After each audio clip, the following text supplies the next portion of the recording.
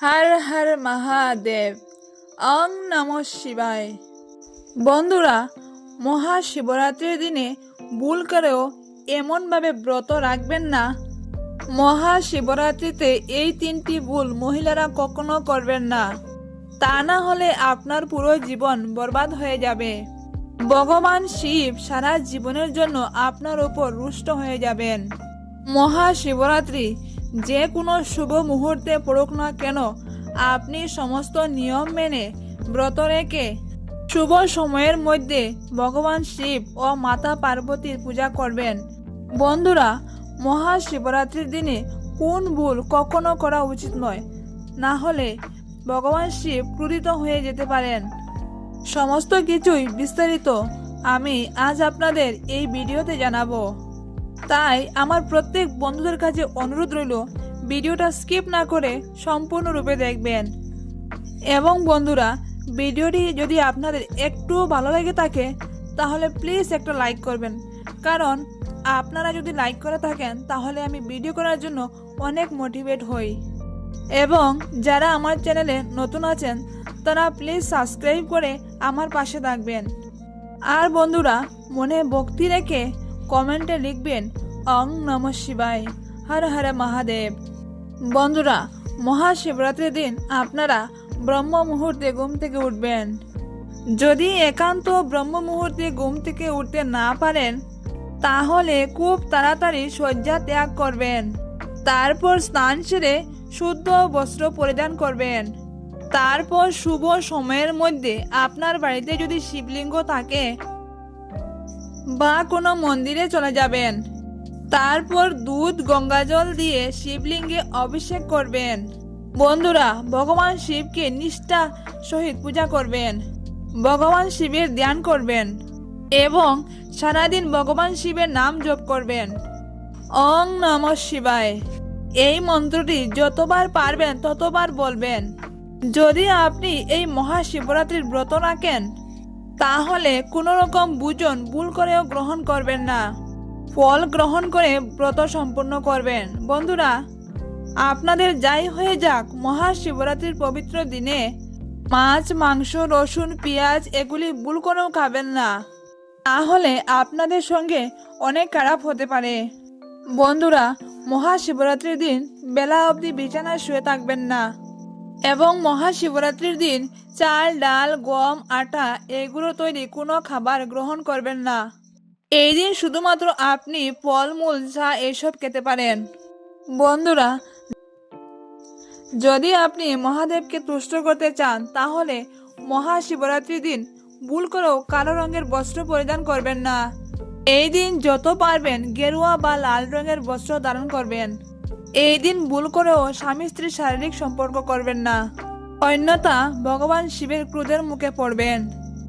এই দিন যত পারবেন বেশি বেশি করে দান পুণ্য কাজ করবেন আর ভগবান শিবের নাম জপ করবেন।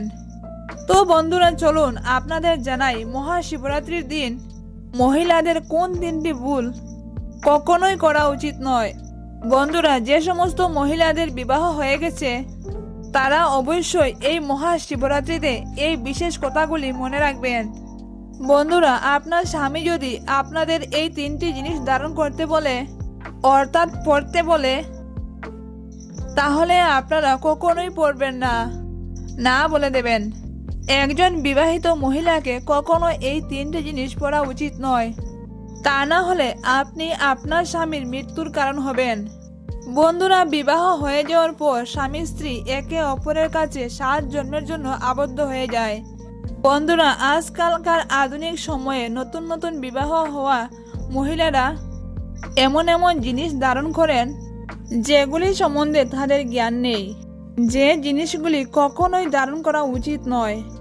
বন্ধুরা, হিন্দু ধর্মে প্রত্যেক বিবাহিত মহিলারা নিজের স্বামীর লম্বা আয়ু আর সুখী জীবন কামনার পশ্চাতে 16 সিংহার ধারণ করেন। কিন্তু বন্ধুরা, এমন অনেক জিনিস রয়েছে এই জিনিসগুলি মহিলাদের কখনো ধারণ করা উচিত নয়।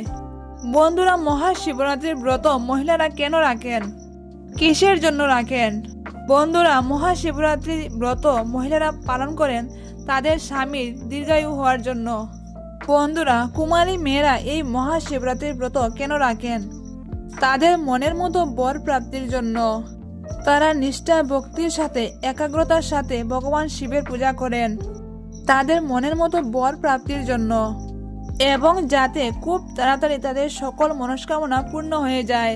বন্ধুরা, পৌরাণিক কথা অনুসারে মাতা পার্বতী এই ব্রত তপস্যা করেছিলেন ভগবান শিবকে পাওয়ার জন্য। সেই থেকেই এই মহাশিবরাত্রি ব্রত শুরু হয়েছে।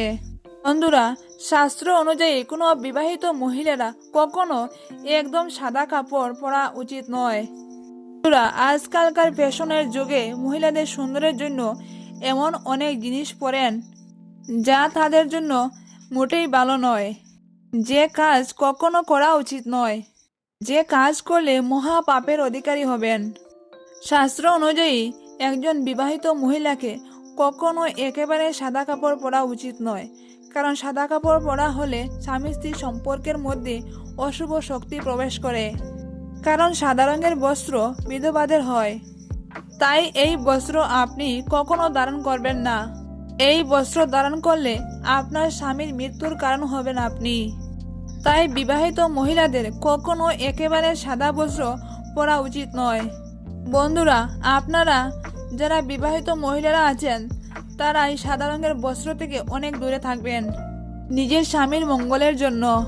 বন্ধুরা, আধুনিক যুগের মহিলারা নিজেকে সুন্দর দেখানোর জন্য নিজের পায়ে সোনার নুপুর পরেন, সোনার আংটি পরেন। বন্ধুরা, আপনাদের যাই হয়ে যাক না কেন, আপনারা কখনো পায়ে সোনার আংটি বা সোনার পায়েল পরবেন না। বন্ধুরা, পায়ে সোনার পায়েল পরা হলে কুবের মহারাজকে অপমান করা হয়, এটি অত্যন্ত অশুভ।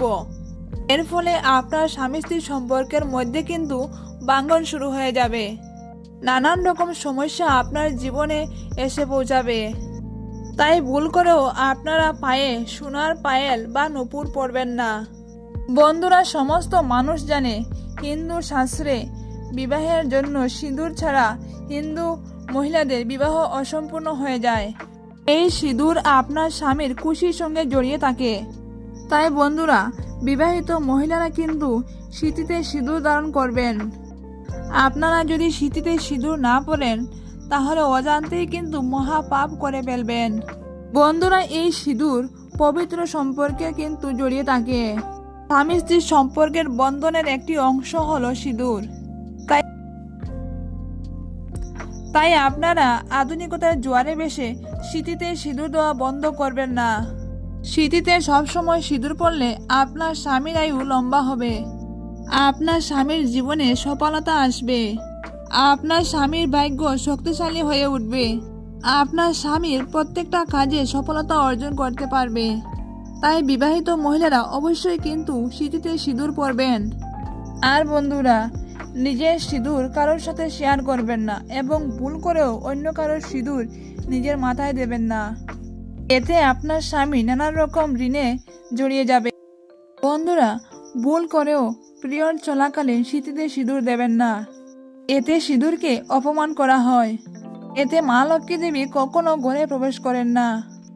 এর ফলে কিন্তু আপনার পরিবারে নানান রকমের সমস্যা দেখা দেবে। বন্ধুরা, ভিডিওটি আজকের মতো এইখানে শেষ।